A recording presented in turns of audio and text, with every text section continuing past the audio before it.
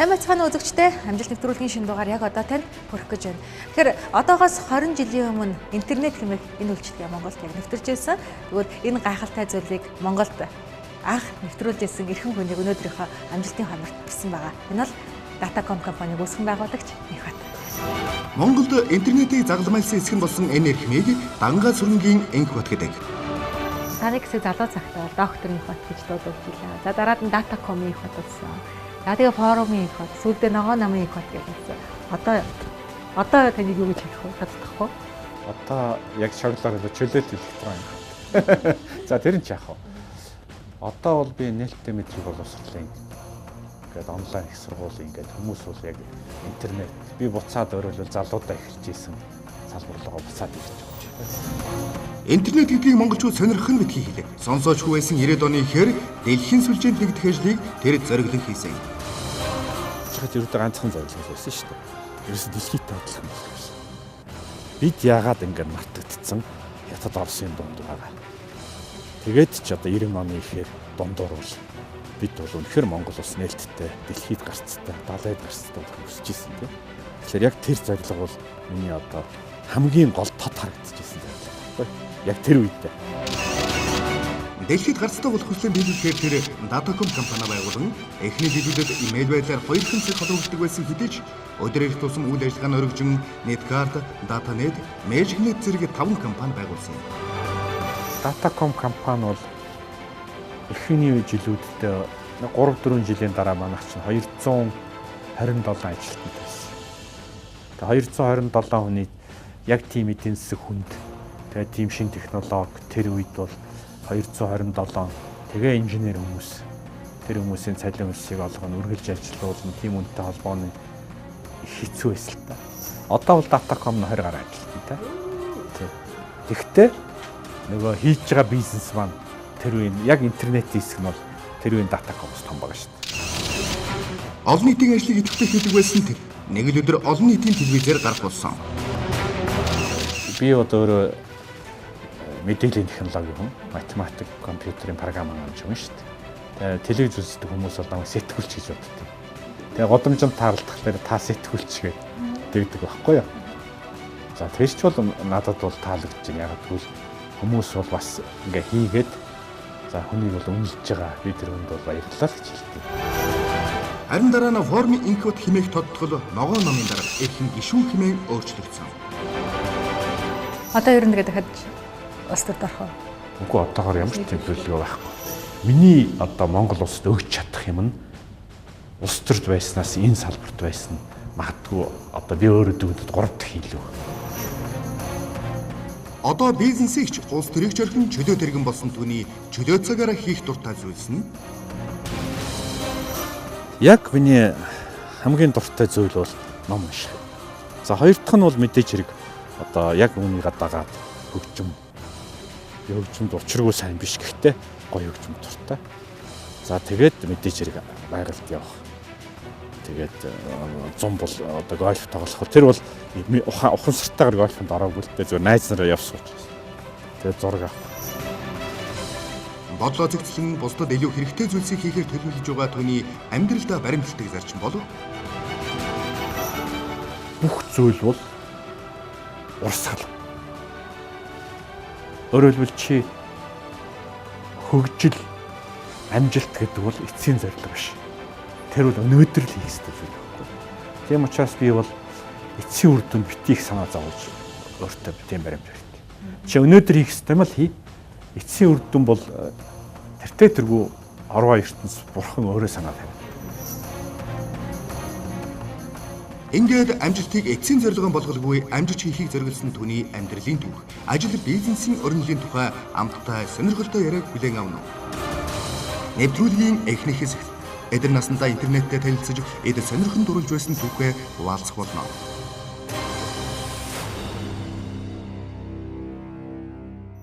Дэлхийн түүхэнд 3 зүйлийг том нээлт гэж үздэг юм байлаа. Нэгдүгээрт гал, хоёрдугаарт дугуй, гуравдугаарт интернет гэдэг. Тэгэхээр энэ сайхан зүйлийг яхан аргагүй бидэнд анх нэвтрүүлж ирсэн хүмүүсийн нэг нь бол та байгаа. Тэгээд албан бусаар бол 25 жилийн өмнө, албан ёсоор бол 20 жилийн өмнөх тэр үе рүү ирэхэд нэг очил доо. Яг ер нь интернетийг бол тэр үед хүмүүс мэддэггүй байсан. Өнөөдөр би интернет дээр одоо статистик үзсэн чинь тэр үед бол ерөнхийдөө 10 сая хүн дэлхийд даяар хэрэгэлдэг байсан гэж.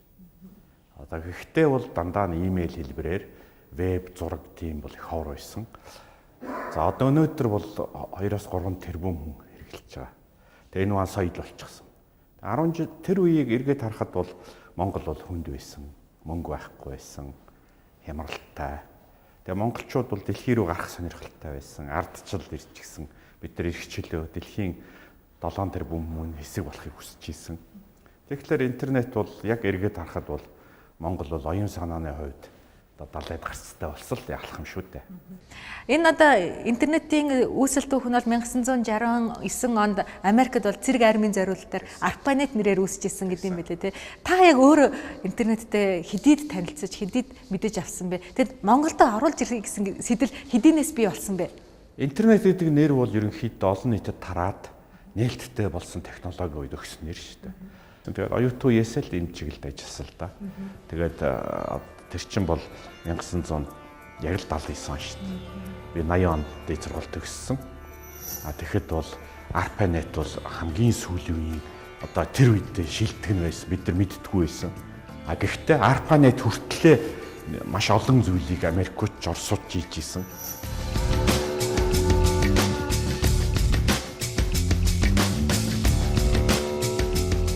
Тэгээд тэр нь бол Оросд бол бас олон улсын төсөл FIDONET гэдэг нэртэй байсан. Тэгээд намайг аспирантурд байж хахад бол би бол FIDONET дээр ажилладаг байсан. Тэр FIDONET-тэй Оросуудтай. Тэгээд би өөрөө залуу гэр бүл Монголд хол Оросууд бол ороо ингээ ажиллаад хараад яараа явцдаг. Би бол ингээ шүнжэнгөө суух чадвартай чөлөөтэй байсан гэх юм уу да. Тэгэхээр надад бол яг энэ талаар нэлээх даалгавар өгдөг байсан. Би тэгээд Оросуудтай тэр програмыг бичдэг байсан. Тэр үед бол надад ямар бодол төрж ирсэнг бол Монгол бас юм болоосаа гэж. Тэгээд тэр FIDONET-ийг Монголд хийх юмсан гэдэг бодол тэр үед төрсөн л та. Та ер нь ингээ амьдралдаа за тэр миний барай шүү гэл яг тийм том зорилго тавьж ирсэн үү? Тавьж ирсэн. Тэр ер нь бол манай аав надад сургадаг байсан. Маш том зорилго тавиад талын хичгтэл болдсон шүү дээ. Тэгэхээр амьдралдаа тавих зорилго бол миний хувьд бол яг тэр материаллык эсвэл мөнгөний тоо ч юм уу яг тодорхой албан тушаал ч юм уу тийм зорилго тавьж байгаагүй. Тэр том зорилго нь юу байсан бэ? Би бол тэр хэлбэрээр бол хэлж мэдэхгүй. Зүгээр миний яг өөрийн хувьдаа тавьж исэн зорилго бол би яг ингээд дотроо хоримтлагдж исэн хүсэл санаа, үзэл бодол бүх юма гаргах хэрэгтэй юм байна. Яг энийг хийх хэрэгтэй юм байна ш. Тийм зүгээр ер нь гэхдээ би өөрөө нөгөө программист, програм компьютерийн хүн болохоор бүр багасаа одоо хүүхдүүд нэг конструктор тоглоом дуртай байдаг шүү дээ. Тэрийн шиг би програм бичих маш дуртай байсан. Бүр 22 3 тайдаа бол тэрийг одоо би гайхдаг шүү дээ. Яач хийж чаддаг байсан. Би 3 хоног гэртээ харихгүй. Ажил дээр 3 шөнө 3 өдөр програм бичиж сууцдаг байсан шүү дээ. Нэг дунд нэг цаг унтаал. Үнэхээр л дуртай да тий. Үнэхээр дуртай. Тэгээд одоо хэрвээ 3 хоног битэл 3 цаг суулгуул баг можир шүү дээ. Тэгтэл яг тэгэл явдаг байсан байхгүй. Тэгэд тэрийг хийгээл би хийгээл. Яг тэгэхээр яг түнтэй адилхан ингээд хийж байгаа юмдаа дуртай байх бол азтай байхгүй. Тэгэхээр яг хамгийн азтай хүнийг юу хэлдэг вэ? Ажил. Өөрийнх нь хамгийн дуртай хобби нь ажил нь байвал хамгийн азтай.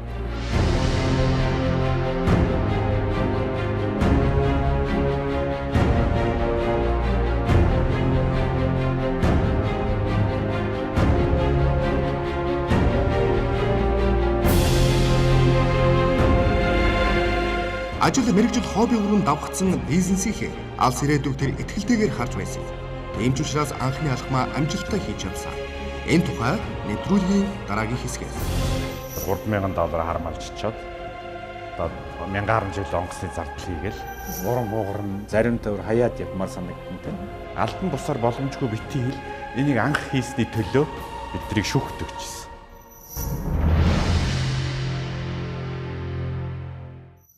Алтан бусаар эхэлсэн нь бол хэдэн он билээ? Одоо мэдээллийн харилцаа компанийг байгуулад ер нь бол сайндаа одоо өнгөрсөн хойно бол гоёор ярьж болно те. Гэхдээ яг үнэн байдал бол бид нэр Монголын мэдээллийн харилцаа компани, улсын компани байжгаад тэгээд Монгол улс хямралд ороод бид нар салингүй болоод бүхэн ажилласаа халагдсан.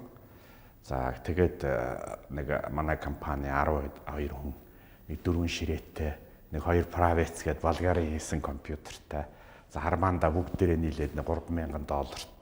Гэхдээ 12 хүн бол одоо бүх юмаа зарж борлуулаад $3,000. Тэгээ ажилгүй. Сөмөр тэгж л ихэлсэн шүү дээ. Тэгэл мэдээж хамгийн түрүүн юу хийвэл зарж болох уу? Юу хийвэл хүнээс мөнгөний авч болох уу? Юу хийвэл хүнд хэрэгтэй юм ээж болох уу гэд. Тэгээд хамгийн азтай нь бол одоо яг тэр хямралын хүнд жилүүдэд бол хүн болгон ажил мэргэжтэй солиол одоо гахаа зохиос бүх ажлыг хийсэн шүү. А бид нар бол азтай нь яг өөрийнхөө сурсан мэргэжлээр хүссэн юм хийсэн байхгүй.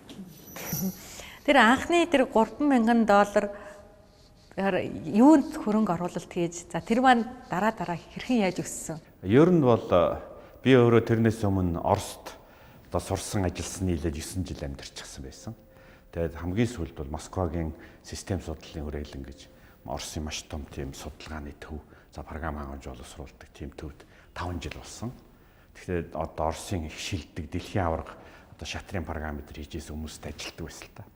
Тэгэх юм учраас ерөнхийдөө хандлагыг мэдчихсэн. Тэгээд Монголд байдал хэцүү болоход Оросууд ч хэцүү байсан. Тэгээд найз Оросуудтай холбоо бариад за би $3,000 өгье. Та нар оронд нь юу хүү гэж. Өөрөөр хэлбэл би тэнд лиценз, тэнд патент одоо програм хангамж юмнууд байг мэдчихсэн.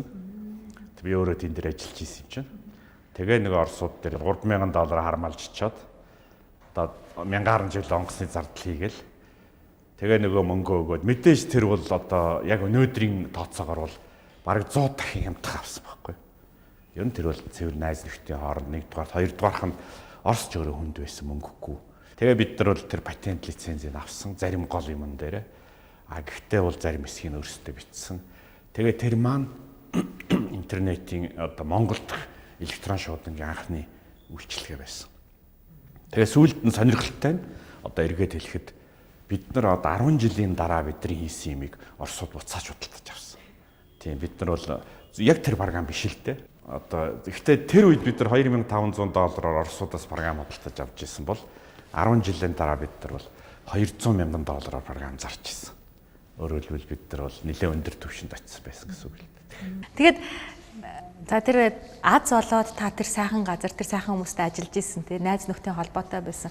Тийм тохиолдол болоогүй магадгүй албан ёсоор нь явсан бол тий магадгүй их цаг хугацаа алдах байсан уу? Ер нь бас арай л өөр байх байсан баг л та. Ер нь бол албан ёсоор ч явах боломжгүй байсан.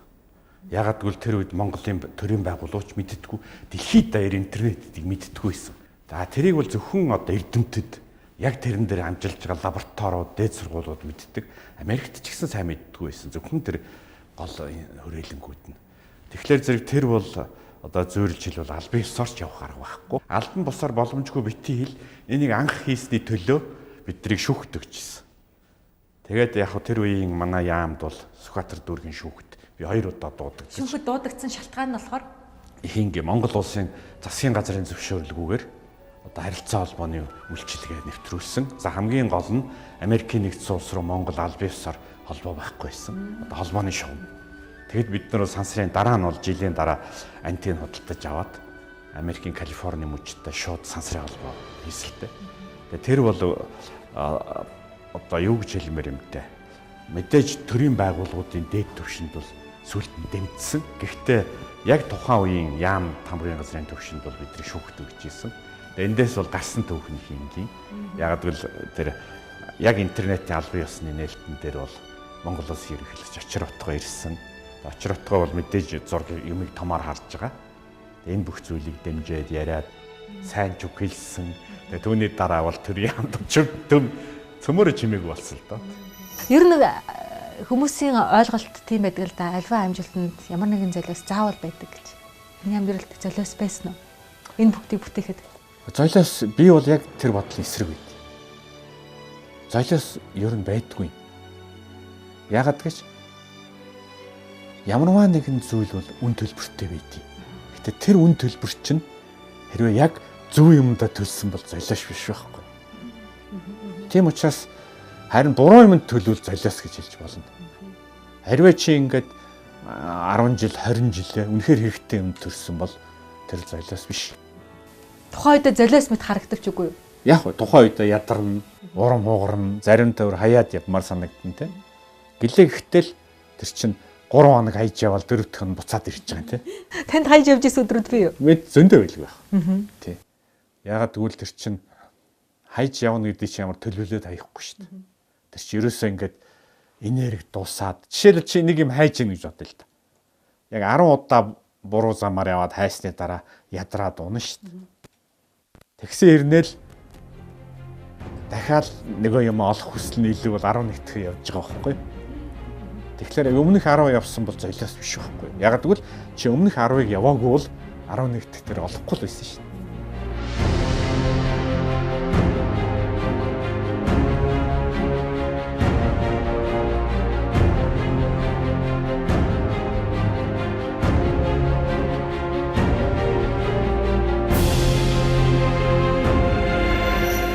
Өөрийнхөө хувьд өрөөл бусдын хувьд ч хэрэгтэй зөв зүйл хийж байгаагаа мэдчихсэн болохоор бэрхшээл бүхний түүний хувьд амжилтын шат болсон. Амжилтын өмнөх алхам буюу алдсан олсон сонирхолтой түүхээр амжилт нэвтрүүлэг үргэлжилж байна. Тантай нэг сонин түүхэл дандаа дагалдаж явдгийм байлээ. Юу гэхээр нэг ягаад ч юм таны нэг мафтай холбогдсон байдаг. Тий, тэр яг хөө тэр үе шог яриа л та. Ер нь найз нөхөдийг шоолдог. Зүгээр хүмүүс бол санаж байгаа л та. Тэр үед Монголын телевизор 8 гэж кино гардаг байсан. Итальянское телевидение «Рай» представляет «Спрут».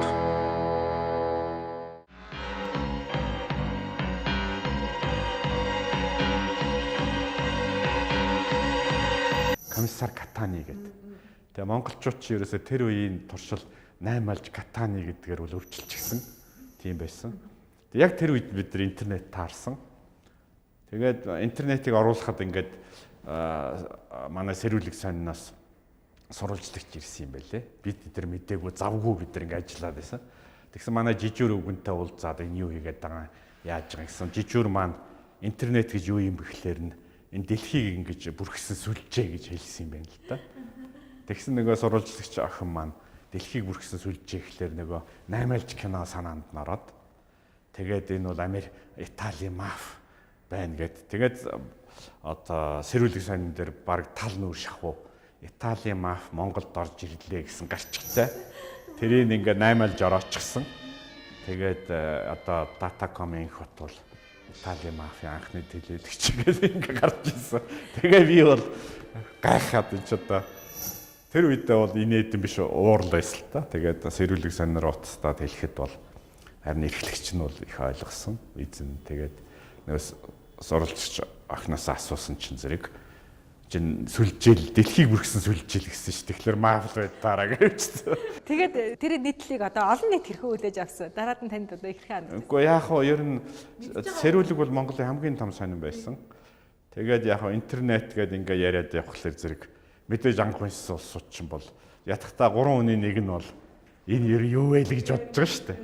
Тэгээд тэрийг бол тайлбарлахын тулд бас тодорхой хэмжээний цаг зарсал та. Одоо бол хүн болгоны хэрэглээ олцсон IP төхөөрөмжүүд бүгд утаснаас интернетэд холбогдож байна. IP төхөөрөмжүүдийн тусламжтайгаар холбогдож байна, хэрэглээ олчихсан байгаа. Тэгээд тухайн үед яг ямархуу байдлаар хэрхэн одоо тэр интернет биднэрт хүрж исэн бэ? Тэр түүхийг сонирн байна л да.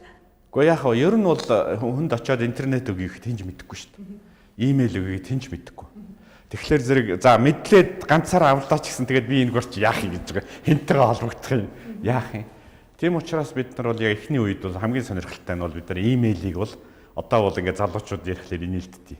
Энэ бол факс гэж ярьдаг байсан байхгүй.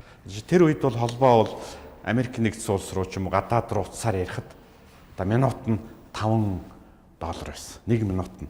Факс бол дунджаар 1 минут явдаг. Тэгэхээр бид нар бол за ингээ компьютер дээр та имэйл бичээд дарахлаар нөгөө талд ч юм факсаар авдаг юм аа.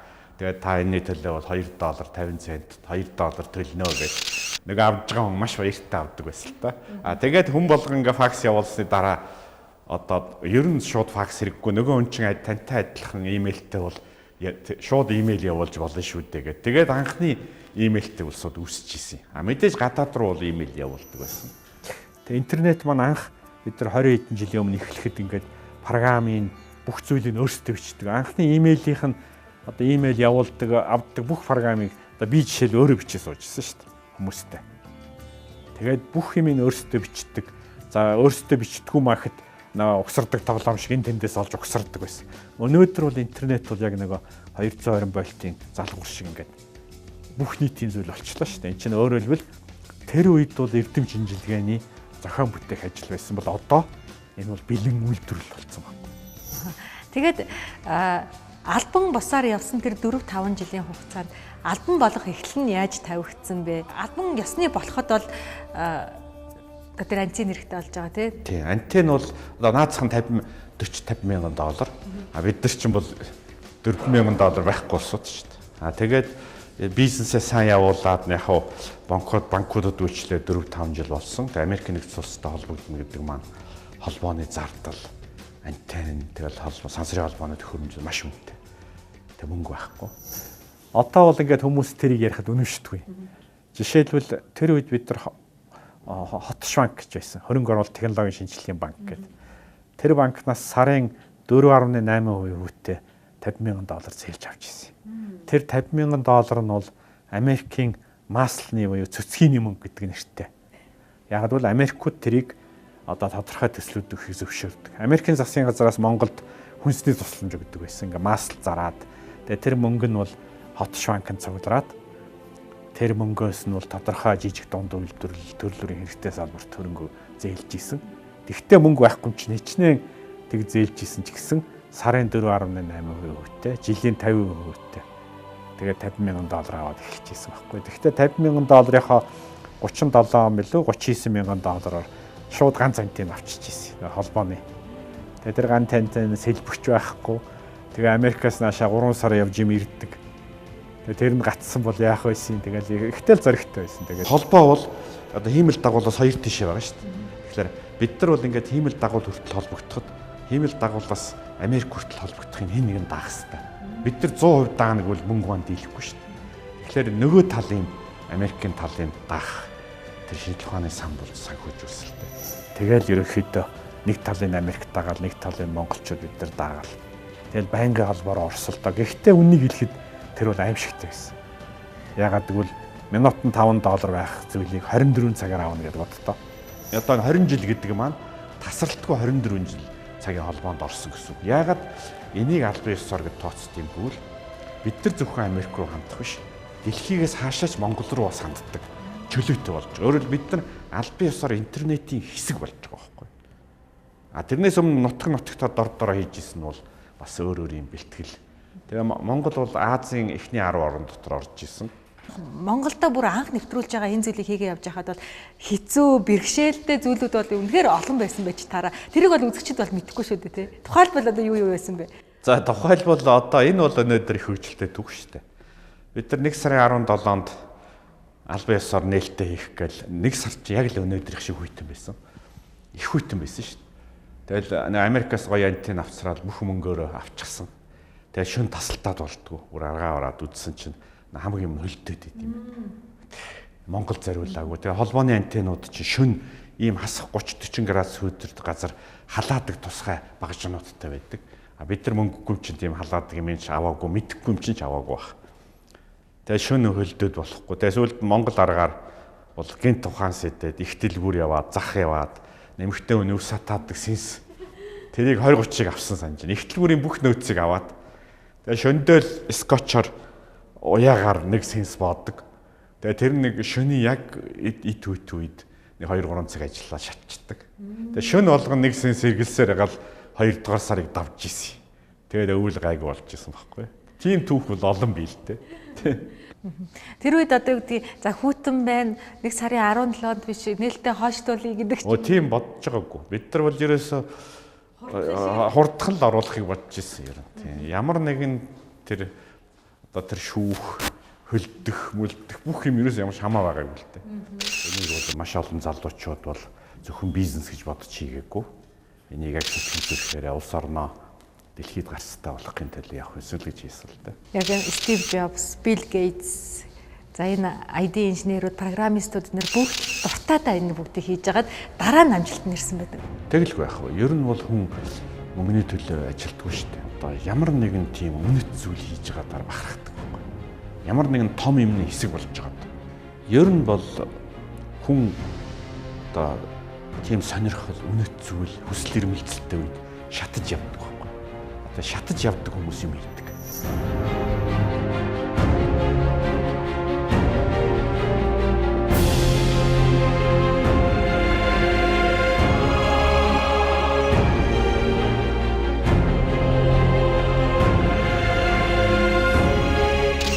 Уучин нийгмийн үед ардын сургуулийн босхийг анх 6 наснда алхаж байсан Дэггүүхүү 10 дугаар ангиад төгсөөд Алтан Москвад очихыг хүсч байсан ч Уралын политехникийн дэд сургуулийн хуваарийг аван 16 наснда зөвлөлт холбоод улсыг зоржээ. Харин 10 жилийн дараа Алтан Москвад очин эрдмийн зэрэг хамгаалсан нь сараандгүй тохиолдол байгаагүй юм. Ингээд түүний амьдралаас юу анзаарч мэдэрснийг болон амьдралд нь хэн хэрхэн нөлөөлснийг нэвтрүүлгийн дараагийн хэсэгт.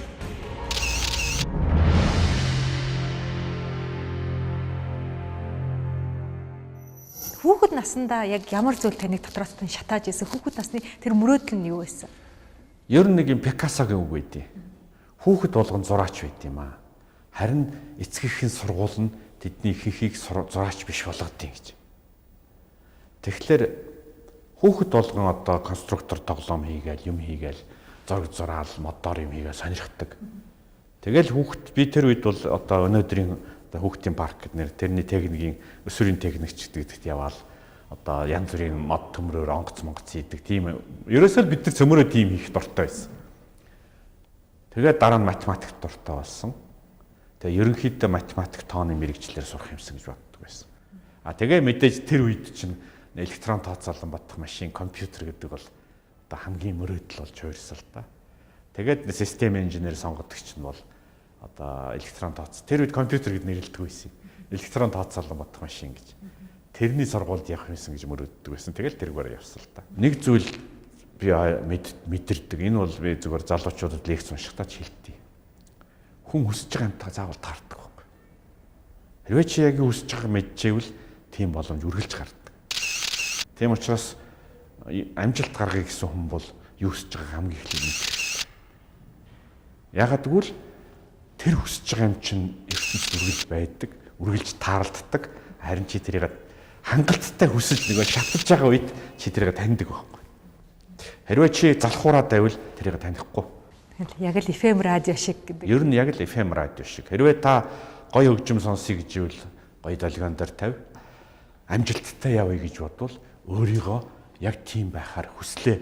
Долгион дээр тавь гэдэг чинь чи яг хүслээ өөр үргэлж мэдрэх гэсэн үг шүү дээ. Чи яг тэр хүслээ мэдрээл явбал тийм үргэлж таарна. Тэгэхээр асуудал бол биш үү дээ. Хорвоо бүх долгион байгаа. Нууцсан тэр байхгүй юу?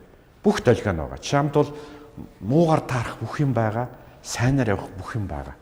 Чи алигаа сонгох уу гэдэг чинь чи сэтгэлээсээ сонгодог. Хэрвээ чи сэтгэлээр унаал муугар явбал шууд хамгийн анхны арх хамт туй гэсэн үнтэй нийлээл явна. Хэрвээ чи би одоо саятан болно, би том эрдэмтэн болно гэвэл сонин харж итэл одоо саятангуудад зориулсан уулзалт лекц гэдэг юм уу эрдэмт болох хүүхд тэрийг чи олоод харна. Хэрвээ чи сэтгэлээр унтсан байвал сонин тэр тийм олж харахгүй. Тэгвэл яг одоо 25 дугаар сая хөтөлбөц дээр долгионод тааруулаад энэ нэвтрүүлгийг үзэж байгаа хүмүүс ч гэсэн бас нэг учрал дохио бүрдсэн. Тэгэлгүй яхаа. Өнөөдөр бол жишээлбэл одоо би одоо өвгөн бартцааны яриа шиг ярмааргүй байна. Одоо юу гэдэг 20 жилийн өмнө байсан гэдэгтэй биш. Өнөөдрийн залуучуудад бол бас атаархмаар байдаг шүү дээ. Хаашаа бол хаашаа явна. Улаанбаасарт байна, англи хэл сурна, юу хийвэл хийн, интернет нь чөлөөтэй байна. Тэг чин маш олон залуучууд бол одоо ажил олдохгүй байна, хэцүү байна гэж ярьж байгаа. Мэдээж тийм байв. Гэхдээ үргэлж тийм байсан байхгүй. Тий, зөвхөн тэр хүнийг тийм байлгаад байгаа юм биш шүү дээ. Ирээдүйд ч тийм байна. Асуулт бол биш үү дээ. Юм өөрчлөгдсөндөө биш. Үргэлж тийм байдаг, үргэлж боломж байдаг, үргэлж саад байдаг. Тэр цаг хугацаа ялгаа байхгүй. 70 оныханд ч өөрийн саад байсан, өөрийн боломж байсан. 2000 оныханд ч өөрийн саад байсан, өөрийн боломж байсан. Өнөөдрийнхэнд ч өөрийн саад байгаа, өөрийн боломж байгаа. Тэгэхээр асуулт бол цаг хугацаа, орчингоос хамаардаггүй байхгүй. Та сая орчин 2 дугаарт гэлээ. Гэхдээ тухайн хүнийг хүн болоход бол орчин 1 дугаарт. Яг юу л да ухамсартай сонголт хийж чадахгүй үед Жишээлбэл хүүхэд бол эцэг их орчин бол номер 1 шүү дээ. Яг хүүхэд бол өөрөө энийг ухаараагүй байгаа. Ухамсартай сонголт хийгээгүй байгаа. А миний энэ ярьж байгаа зүйл бол ухамсартай сонголт хийж байгаа хүмүүсийн хувьд шүү дээ. Тэгвэл яг таны хүүхэд байхад нөлөөлж исэн орчин яг ямар байсан бэ? Хамгийн гол орчин бол миний бодлоор манай аав байсан. Аав маань өөр эрдмийн хүн. Тийм учраас надад бол шууд хичээлээ сайн хий гэж хэлдэггүй байсан л та. Гэхдээ их одоо эргээд харахад ухаантай хийжсэн. Маш гоё юм ярьж өгдөг байсан байхгүй. Одоо би Москвад манай аав өөрөө Москвад сурж исэн. Тэгэл Москвад оюутан байхад яаж сурдаг байсан, ямар гоё. Одоо гол нь тэгээд хичээл хийх тухай биш. Одоо оюутны байрных нь гадаа ямар мөсөн голгуурал байдгүй, канкигаар яаж голгодгоо те. Москвад ямар гоё байл. Тэгэхээр зэрэгэл би одоо тэр чинь бараг л мөрөддөг болохгүй юу. Тэгээ хоёрдугаарх нь бол багш нар. Ич аврал багш гэж байсан. Манай математикийн багш багаас эхлэл гиндоо. Ингээл бидрийг бол үнэхээр яг төлөвшөлт маш чухал үүрэг гүйцэтгсэлтэй. Төгсөж ирээд ажлын анхны гараа хаанаас эхэлж ирсэн бэ? Анх бол статистикийн төв газарт. Яг л нөгөө статистикийн төв газрын тооцоолон ботох төвд программистаар яг л нэг өснээр л явсан л та. Тэгтээ бас нэг зүйлийг зүгээр сонирхуулаад хэлэхэд эхний жил би бараг ажиллаа хийгээгүй. Тэр үед чинь бол цаг хатуу байсан. Эхлээд шууд 7 сарын 13-нд ажилдаа орсон. Наадмын дараа. Нэг 7 хоног ажиллаулаад хадланд явсан. Тэгээд ирээд арай нэг сар болж итэл сар болоогүй. Улаанбаатар хотод субботикт гардаг. Тэгээд өвлөн төлд явдаг. Хавар нь Батсан бүрт бид нар төмс сургадаг ногоо. Тэгээ эргээд харахад бол би сайн сандыг. Яг жил болоход бол нэг 7-8 сарын бол хөдөө ажилласан байдаг байхгүй юу. Тэгээд малын хашаа барьдаг хадлан. Тэгээ 3 жилийн турш одоо дандаа л тийм ажил хийдэг байсан. Өнөөдөр л би одоо энэ хүүхдийн 1-р төрх ба шүү дээ. Төрхийн цаатлын одоо сэлб гол бий. Сэлб голыг чинь дагаад ингээд бетоноор хан хийцэн байгаа. Цемент. Тэр цементийг л бид нар цутгаж ийсэн. Тэнд чинь харцаа уугаал. Тэр том сургуулийг төгснө хэрэг одоо юу байвдаа гэсэн тийм бодол тухайн үед бол төрөх үү? Эсвэл зүгээр хийх л ёстойгоо хийх үү? Гэхдээ яг тэр үед бол мэдээ төрж исэн. Гэтэ эргээд харахад их зүв байсан юм бил. Үнэхээр үнэн би бол энийг нэг гоё гэж хэлж байгаа юм биш. Яг үнэхээр хүний хий гардаг байхгүй. Тийм ажилд яваад хүмүүсийг ойлгоод тэг гол нь хүн чинь өөрөө хүн болд юм бил. Тэг ер нь дүгнэлт хэлбэл ажил бол хүнийг муу болгохгүй юм бил. Тухайн үед бас танд маш их нөлөөлж ирсэн хүн бол яхахгүй бэмсрэн сайд байгаа тий. Эрдмийн зэрэг хамгаалаад ирэхэд удирдлагын автомат систем хүрээлэн гэж байсан. Тэгээ тэр хүрээлэнгийн захирал маань одоо ерөнхий сайд асан бямсрангуй байсан шүү дээ. Тэгээ бямсрангуй ч өөрөө эрдэмтэн хүн. Улс төрч дараа нь улс төрч ихээсээ илүү өнөөдөр уулзсан хүн болгон бямсрангуйг профессор хүн л гэж хэлнэ. Тэгэхээр тэр хүн бол одоо юу гэж хэлэх юм бэ? Хүн болгоноос өөртөө адилхан байхыг шаарддаг. Тэр хүний дор ажиллаж байсан өөрөө эргээ таны маш том аз. Тэглгүй яах вэ? Тэр чинь ерөөсөө Монголын эдийн засгийг ингээд цээжээрээ мэддэг, бүх тоог нь ярьдаг. Тим хүн чинь бол биднийг үргэлж байлдааны бэлэн байдалд байлгана шүү дээ. Тэр чинь бол нэг та буруу яриул тэгэл тэр үгүй мэдж байгаа юм чинь. Тэр чинь бол одоо зүйрлж хэлбэл тэр хүрээлэнд ажиллаж исэн залуучууд болгоно л шалгалдаг, өдөр болгон шалгалдаг гэж бодож адилхан байхгүй. Ер нь бол сайн хүмүүстэй таарна гэдэг бол аз байдаг байхгүй. Гэхдээ дахиад ирэхэд хүн өөрөө хүсчээвэл санаа нэгтээ ус цугладаг.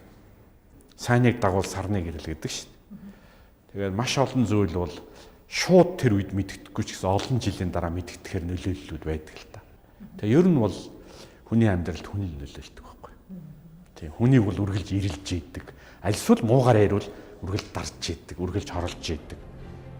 Надад бол азтай нь бол сайн хүмүүс нь бол хамаагүй бол 10 хүнээс 9 нь бол сайн хүн таарч ирсэн. Тэр нь бол магадгүй би эргээд харахад бол би юу хайж ирснаас л болт юм шиг байна.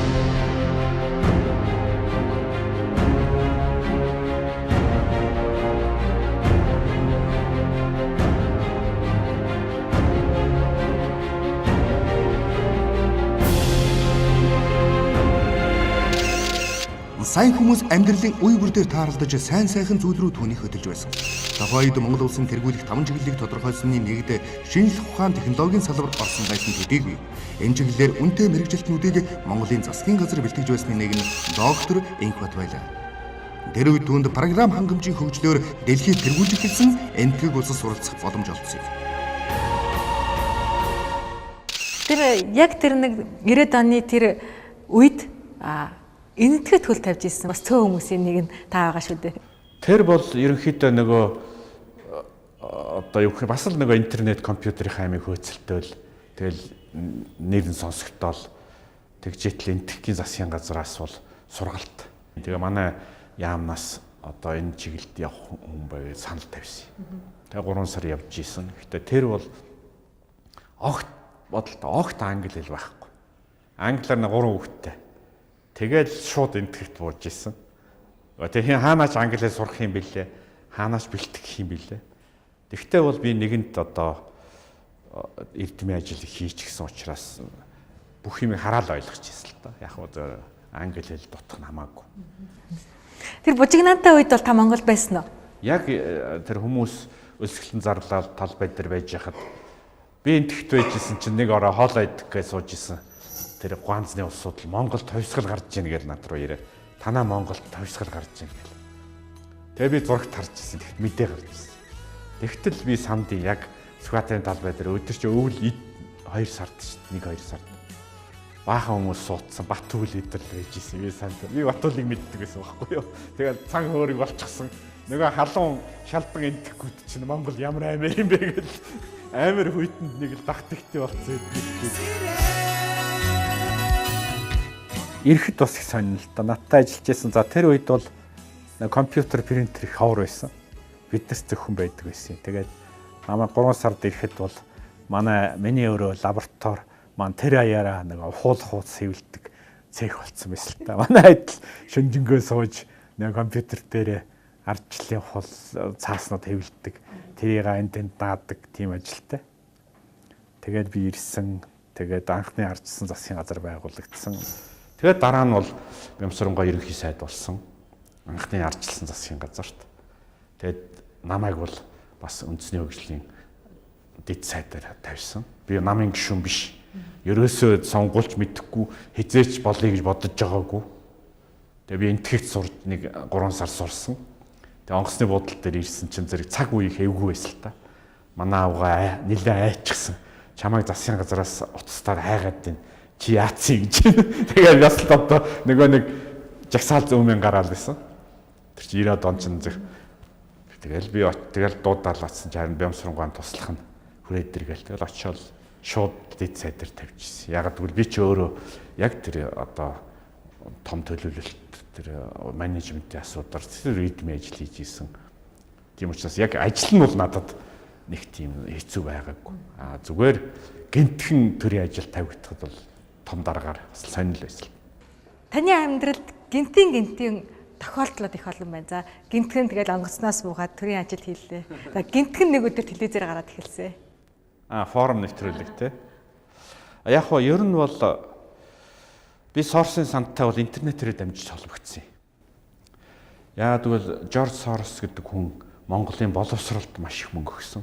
Манай багш нарыг хөдөө орон нутагт аймагуудад ер нь Монголын сурах хүчгүүдийг өөрчлөхөд бол зөвхөн Монголд биш ээ. Ерөөс хуучин социалист орнуудад их хэмжээний тусламж өгч ирсэн юм. Сорос бол Монголд сангаа байгуулсан. Тэгээд анхных нь удирдах зөвлөлийн дараагаар би очиж намайг одоо ажиллаач ээ гэж одоо тэр хавийн хүмүүс ятгаж болгосон юм.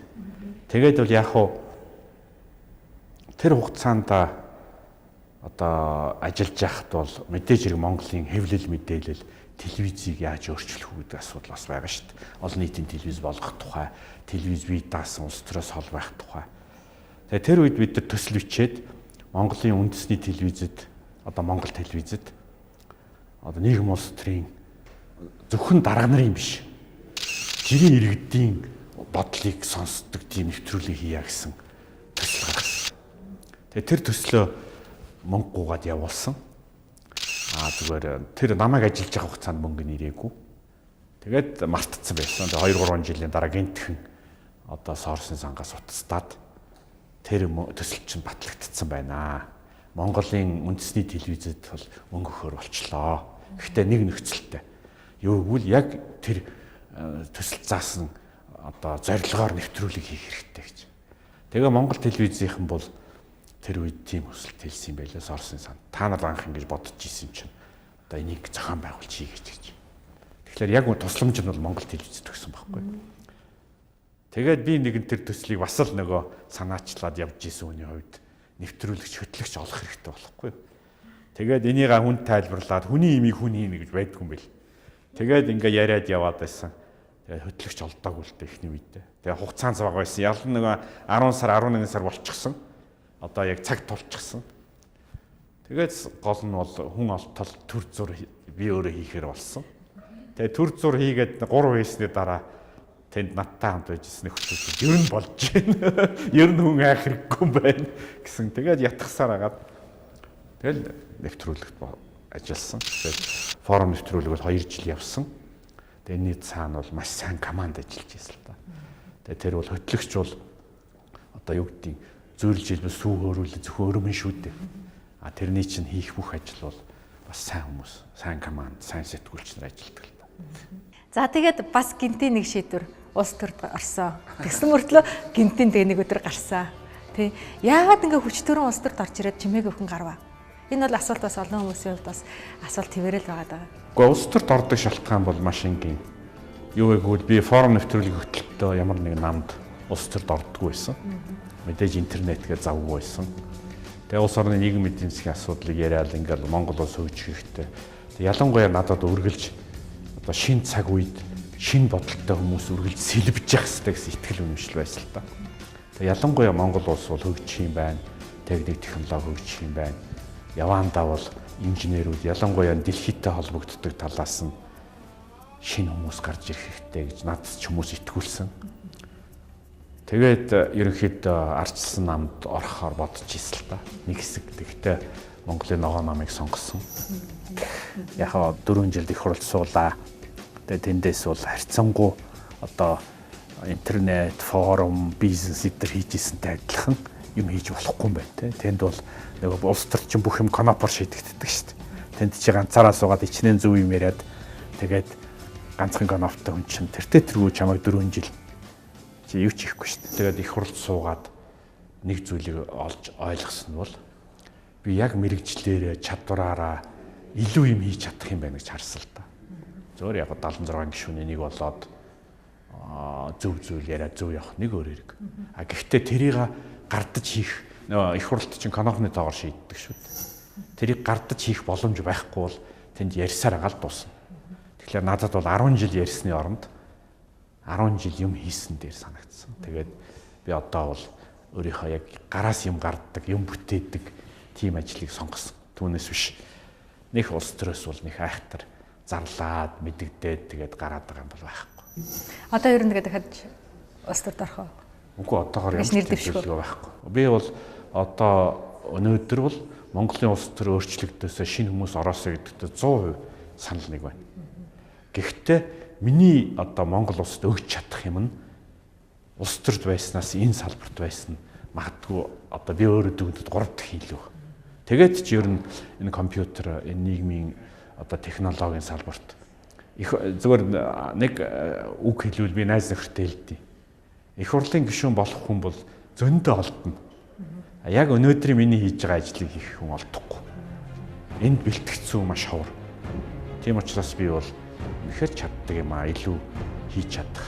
Эргээд харахад биш. Гол нь чи юм өгсөн, үр дүн гаргасан байх хэрэгтэй.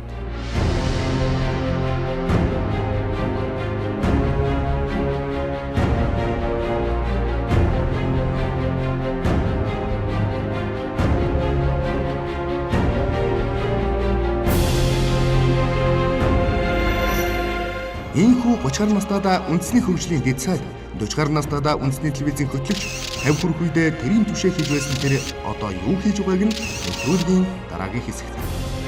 За тэгээд нэвтрүүлгийнхаа ихэд за таны офис дээр очиё гэсэн. Офис байхгүй шүү дээ гэсэн. За миний офис бол инээ гэж та энэ даваад ирлээ те. Одоо бол ингээл харахад таны ер нь жоохон амралтын үе юм уу да? Үгүй. Яг амралт гэж хэлэхэд хэцүү маа. Ер нь бол Амс хийх үе. одоо би найз нар хийгээ зааж юу хийж ийн гэхэлэр уран бүтээлийн чөлөөнд байгаа гэж хэлдэг байхгүй юу? Одоо та яг юу хийж байна? Датаком компани бол удирдахгүй байгаа.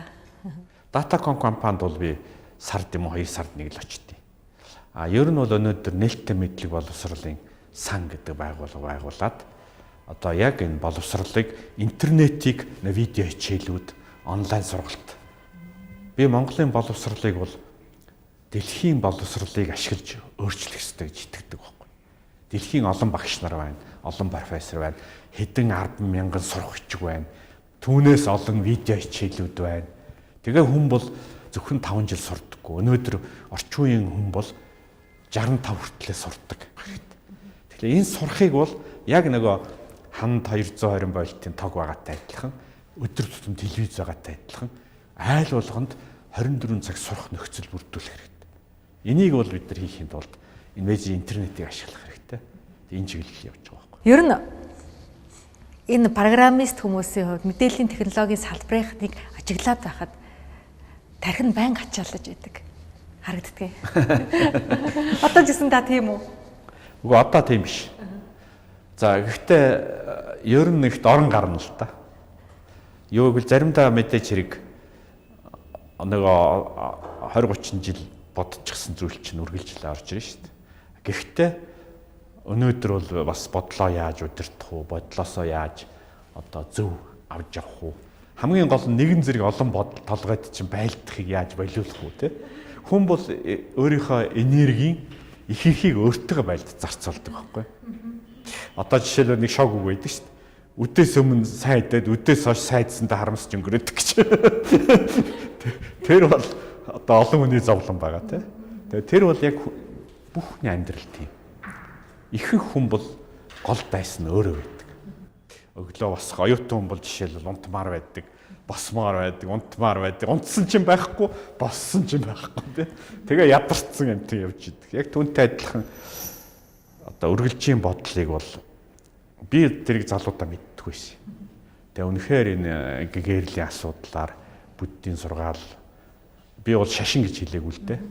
Үнтэй холбоотой улсууд ялангуяа би англи хэл дээр одоо зен буддизм гэгэрлийн тухай ном өдрийг уншаад сүүлийн үед бол үнэхээр ойлгосон. Юу вэ гэвэл хүн гэр орноо цэвэрлдэг хэрнээ тархин доторхоо цэвэрлдэггүй. Зарим хүн тархин дотроо 20-30 жил болсон хогтойгоо явж идэг. 30 жилийн өмнө нэг хүнд гомдчихсан. Тэрийг хадгалаад явж идэг. Тэгээ хүнд гомдно, хүнд уурлна гэдэг бол одоо өөрөө хор уучаад нөгөө хүнээ өхийг хүлээнэ гэж хэлдэг шүү дээ. Тэр бол ингээ 30 жилийн турш, 20 жилийн турш, 3 хоногийн турш, 7 хоногийн турш дотроос нь ингэж хүний гашлагж идэг, зовгож идэг. Тэгэхээр таны дээр тархиа цэвэрлж байгаа одоо бодлоо өдөртөж байгаа арга нь болохоор би бол бясалгах. Мэдээж хэрэг нэгдүгээр бясалгах, хоёрдугаарт бол өдөр тутам одоо тэрийг мэдрэх хэрэгтэй. Би өөртөө байлдаад байна гэдгийг ойлгоод мэдэрч сурах хэрэгтэй байхгүй. Гэхдээ нэг сонирхолтой зүйл бол энийг чи эцэж төгсөж юм шиггүй. Би бол дөнгөж эхэлж байгаа. бясалгал гэдэг таны ярианд дурлагдсан бясалгал хийдэг гэсэн. Яг үндэ өнөөдөр хүмүүс нөгөө бодлынхаа мананд ингээд төөрчөөд бодол бол би юмаа гэдэгт итгэцэн те яваад байна шүү дээ те. Тэгэхээр магадгүй энэ ууланд алхах, байгаль ойр байх, бясалгал хийх гэдэг нь бодол би хоёр тустай юм шүү те. Чи ингээд нэг бодлынхаа ертөнцөөр энэ ертөнцийг амьдралыг хараад байна шүү гэдгийг илүү ойлгоход нэмэр болж байгаа лээ. Тийм шүү дээ. Ер нь бол ингээд нэг хэртчихсэн цонх байдаг. Тэгээ нэг юм айхтар хэртцсэн цонхоор ингээд юм харж жагаад ингээд цонхыг угаацсны дараа нэг гой тонголог болдог. Тэ яг тэрэн шиг хүн бол ингээд толгой нь бол битүү бодол санаа, уур уцаар, стресс. Магадгүй зарим нь бүр ингээд шонол, зарим нь бол өшөө орсол. За бүр зарим нь бол ингээд 10-20 жилийн юм дэндүү том төлөвлөгөө тавиад тэрэндээ ядарчихсан. Яг ийм үед бол одоо энэ бүгд чинь бол хүмүүс нэг юм анзаарддаг байхгүй. ертөнц юм байна гэж хүн болгон бодоод байдаг. Гэтэл үнэндээ ертөнц яг л байдгаараа байж байгаа. 1000 жилийн өмнөхөрөө тий. Ахацхан толгой ч булангартай байна гэдэг хүмүүс анзаарддаг байхгүй. Тэгэхээр ер нь ихэнх хүн бол толгой нь хэр зэрэг булангартагаас болоод тэр хүн хэр зэрэг өөр байгааг нь мэддэгдэг шүү дээ. За яг хүнийг хэлтгүүл дээ. Би ч гэсэн өөрөө тийм л байсан тий. Би яг танаас яг асуух гэж байсан байхгүй. Та ингээд бодлын булангартай гэдгээд бодлынхаа боол болж байгаа гэдгээ тий. Бодол би хоёр тустай юм гэдгээ яг хэдийд ойлгож эхэлсэн бэ? Мэдгүй. Зүгээр л нэг мэдгэтэл би мэдэрдэг болчихсон байсан. А тэрэнд бол бусад хүмүүсийн үг яриа тусалсан байх, ном уншсан байх. Тэгээ толгойн булангар гэдэг зүйлийг ерөөс хүмүүс хэлэхээс нь онцордог. Тэгээд толгойн булангаар арилгачвал хүн бол магадгүй илүү хоолыг харна, илүү өөрийгөө ойлгоно, ертөнцийг олж харах байхгүй.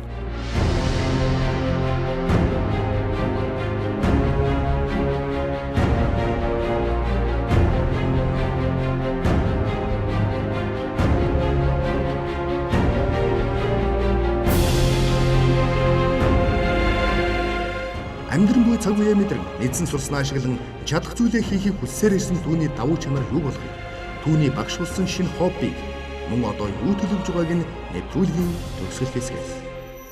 Одоо ингээд телевиз үзээд сууж байгаа тэр хэн нэгнээс та яг юугаараа өөрийгөө өөр гэж хэлэх вэ? Илүү давуу гэж хэлэх вэ? Хүн болгон давуу талтай, дутуу талтай. Би бол маш олон хүнээс зарим зүйлээр давуу, маш олон хүнээс дутуу. Зүгээр яг өнөөдрийн ярьж байгаа сэдвтэй холбоотой эргээд хэлэхэд бол би бол зүгээр л түрүү хэлсэн шүү дээ. Өөрийн сонирхлоороо яг тийм надад тус болж чадах хүмүүстэй тэр талаараа би маш азтай явж байгаа. Давуу тал бол би яг нөгөө сурсан, ажилласан туршлагаараа бол юмыг томоор хардаг, төмийг цэгцтэй хардаг. Асуудлыг бол одоо юу гэдэг юм яг мэрэгжлийн дагуу системийн төвшөнд би тамирчин шиг зүгээр бэлтгэгдсэн байхгүй. Тэр бол миний давуу тал. Системтэйгээр харна, системтэйгээр ойлгоно гэдэг хогтгон бол хүн болгонд байхгүй байгаа юм л да ойлголт. Тэгэхээр яг ямар зүйлийг хэлээд байгаа юм бэ? Одоо тэрийг магадгүй үзэгчдэд илүү ойлгомжтой тодорхой болгохын тулд маш товчхон хэлвэл. Системтэйгээр гэдгийг маш энгийнээр харах хэрэгтэй. Бүх юм нэг том юмны хэсэг байдаг байхгүй. Одоо би өнөөдөр нүүрсний уурхай байгуулъя. Энэ бол үнэндээ зөвхөн нүүрсний уурхай биш. Тэрийг бизнесмен хүн бол зөвхөн нүүрсний уурхай ингээ сая доллар оруулна. За тэдэм сая тонн нүүрс авна гэж. Хэрвээ системтэй харъя гэвэл эргэн тойрон байгаль нь ямар юм? Хүмүүс нь ямар юм? Гүний ус нь ямар юм? Одоо байгаль экологт ямар хортой юм? Тэгэнгүүт тэр бүх эргэн тойрных нэмийг харах хэрэгтэй. Орон зайны хувьд. Нөгөөх нь өнөөдөр Монгол улс ингээд олон уурхай байгуулъя. Тэгтэл одоо бид нар маш сайн нэг зүйлийг мэднэ шүү дээ. Налайх бол уурхай байсан. Тэгээ уурхай дууссан. Тэгээ ажилгүй ядуу нэг хот хүссэн. Тэгээ Монгол дахиад ийм 100 хоттой болох юм уу? Бүгд уурхай дууссан шүү дээ. Тэгэхээр өнөөдөр ураа ашгараад хийж байгаа боловч 50 жилийн дараа Монгол улс 50 ширхэг налайхтай бол яах юм? Тэгэхээр гэх мэтлэн ингээд хорвоо ертөнц бол бүх юм хоорондоо холбоотой, уялдаатай. Нэг газар юм авч явах нөгөө газар дутчихийдэг. Тэгээ энэ бүгдийг цаг хугацааны дуртаар харах. Тэгээд чи ганцаараа биш. Зөвхөн чи ганцаараа баян болох гэж хүсэж болно. Гэтэл чиний баян болох хүсэл бол буруу биш байж болно. Гэхдээ тэр нь бус хүмүүст бас яаж байгаа юм. Гэх мэтлэн тэгээд 21 дугаар зууны өнөө цагийн гол факторууд тийм. Энэ бүгдийг ингээд тодорхой зөвхөн бодох биш. Энийг чинь судалдаг шинжлэх ухаан байна. Тэгээ тэр бүх туршлага, шинжлэх ухаан бүх зүйлийг хэрэглэсний дараа одоо за би ингэж бодож байна гэж хэлэх бол анх шууд л би ингэнэ гэхээс их өөрөө байхгүй юу. Тэгээ энэ хоёрын хоорондын ялгааг л системтэй хандах гэж нэрлэдэг байгаа шүү дээ. Та хэдийнээс ер нь энэ зүйлтэй нөхөрлөв? Энэ аппарат уу? За аппарат бол оюутан байхдаа нэг хэсэг сонирхтой байсан. Тэгээд яг хуу дараа нь бол ингээд энэ тэнд гадаад буцаад явахдаа жижигхэн аппарат авч явдаг байгаад 3 жилийн өмнөөс хагас мэрэгжлийн аппарат авсан л та. Тэгээд аппарат ч их сонин шүү дээ. Аппаратыг бол хүн хоёр янзаар харддаг. Олон янзаар. Зарим хүн бол одоо дурсгалуулдах гэж авдаг тий. Тийм зарим хүн бол одоо үгээрээ хоол олж идэх гэж авдаг. За миний хувьд бол ер нь их сонин. Юм болгонд гоё юм олж харж болдог. Жишээлбэл одоо энд байгаа энэ хад. Энэ хадыг хэрвээ чи арай өөр өнцгөр, арай өөр гэрлэр харуул энэ аюул сонирн баг. Бид нар ерөөсөө юмыг харддаггүй байхгүй. Яг гудамжаар машинтай явахдаа харддаггүйтэй адилхан энд байгаа хад, тэр мод, тэр уул энэ бүх юм бид нар харддаггүй. Тэгэхээр аппарат бол тодорхой хэмжээгээр хүнийг тэгж хард сургах гэхэд хаашаа юм зүгээр байнга тэгж анзаарахтай. Тэр мэдрэмж нь төрж идэг, хөдөлж идэг. Тэгээ чи яванда би одоо ингээ 3 жил 2 жил зураг аваад нэг зүйл мэдэрсэн. Эхлээд зүгээр хүний авсан зургийг яагаад гоё юм ч би ойлгодгүй байсан. Энэ их гоё зураг гэж хүн хэлэхлээр энэ яагаад гоё юм бол доо гэж яагаад гэвэл мундаг хүн авчраас гоё юм болоо гэж боддог гэсэн юм. Тэгээ сүүлдээ ингээд тэр хүний гоё зургийг мэдэрдэг болоод тэгээс тэр байтугай ямар ч хүн ингээд зураг харуулхад энэ хүн хэр зэргийг харж ийн гэдгийг мэдэрч байгаа. Тэгээд ингээд мэдрээд эхлэхлээр яг ингээд юмыг харж эхэлж байгаа байхгүй. Тэгэхээр энэ аппарат чинь ингээд татаад эхэлж байгаа. Өөрөөр энэ аппарат бол хүнийг харж сургаж байгаа. Хүнийг уншдаг болгож байгаа. Ингээд ертөнцийг харж сургаж байгаа байхгүй. Тэгээ чи нэгэнт сайхан юмыг ямар ч нөхцөлд ингээд сайхан юмыг харддаг болохоор хамгийн сонирхолтой чи өөрөө өөрчлөгдөж эхэлж байгаа. За ингээд нэвтрүүлэг маань өндөрлөгт өгч байна. Нэвтрүүлгийнхаа төгсгөлд амжилтын эзэн бүрэн амжилтын томьёог энэхүү дэвтэр дээр үлдээдэг байгаамаа. Тэгэхээр таны хувьд амжилтын томьёо нь юу байх вэ?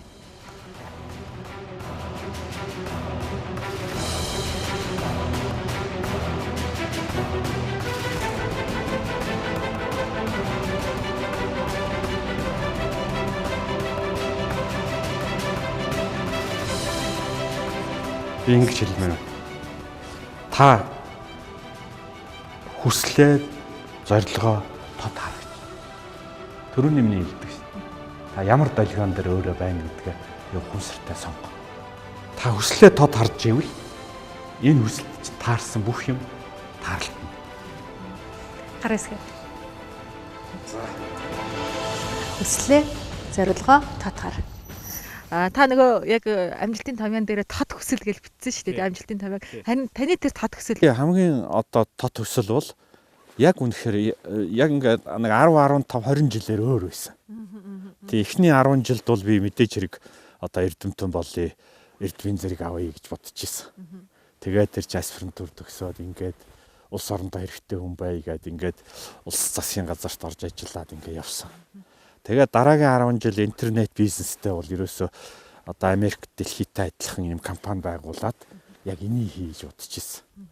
Тэгээд дараа нь бол энийг хийсний дараа нийгэмд хэрэгтэй юм хийгсэн тод хүсэл байгаа. Тэр нь жишээлбэл форум нэвтрүүлэг хийгээд тэгээд их хурлд ороод явсан. Тэгвэл таны одоо яг энэ үчээс эхлээд дараагийн 10 жилийн зорилт. Энэ бүх юм бол тохиолдол юм биш гэж боддог. 3 салбарт гурвууланд нь ажиллаад тэгэхээр энэ бүгдийг би нэгтгэхэд ер нь нэг зөөлж хэлбэл ингээ явсан хүн одоо анх удаа ингээ холын замд явсан хүн бол буцаж ирэхдээ ядахта газрын зурагтай ирдэг штэ.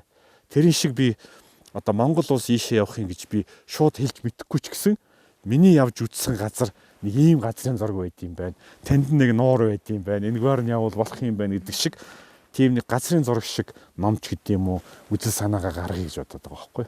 Энэ бол миний магадгүй дараагийн 10 жилийн зорилт.